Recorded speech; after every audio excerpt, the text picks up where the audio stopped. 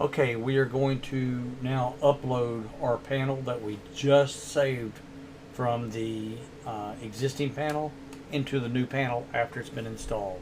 So obviously you want to have your cable plugged into your laptop into the panel, and the panel needs to be turned on and fully booted. And just remember, when you boot the panel up, you'll need to have your access level 2 key ready to put in and turn it to the right so that you can press panel sounder silence and shut it up.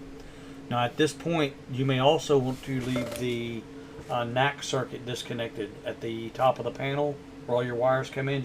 Just leave that plug disconnected. That way, if there's a problem with the program and doors start to go into alarm, you don't upset patients by making a lot of noise in the hallway. All right.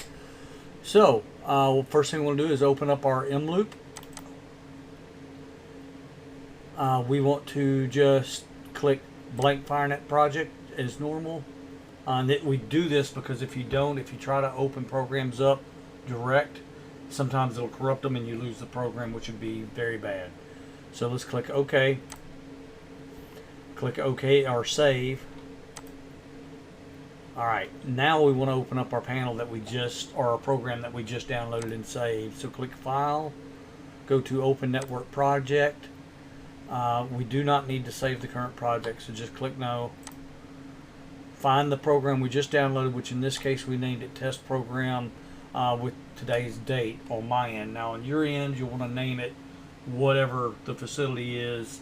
If there's a floor designation or something like that, you might want to add that in there, just so we know exactly anything that will tell us exactly where it goes and the date that it was uploaded. That way later we get some forensic data we can go back on to figure out what was going on. So once you get that clicked on, you can click Open, and it's going to populate it into the program. So now we need to connect to the panel, and there should be nothing to do. All we've done is copy the program. We're going to upload that program back in the new panel. So click on Connect. It asks for the password. Again, it's all one, so 1111.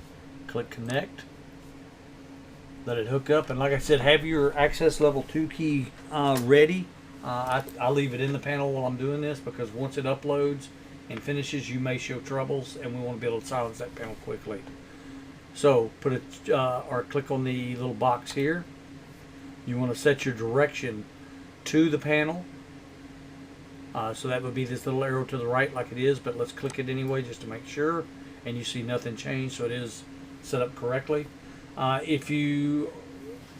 that's it. So at that point, just click Synchronize, and then I'm going to pause this because it takes about 5 minutes to upload, and then the whole panel's got to reboot. Once it reboots, we'll come back. Okay, at this point you can see it just finished uploading. So now if you look at the face of the panel on the screen, it'll show you that it's what do they call it? You see here, initializing loop. So it could take 5 minutes or so for this to initialize. You don't have to keep standing there looking at the panel, but don't go too far because if it starts making noise, you'll want to silence it. And while we're sitting here at the laptop, you can go ahead and click the close button here. Click the X up here just to close out the Hochiki program.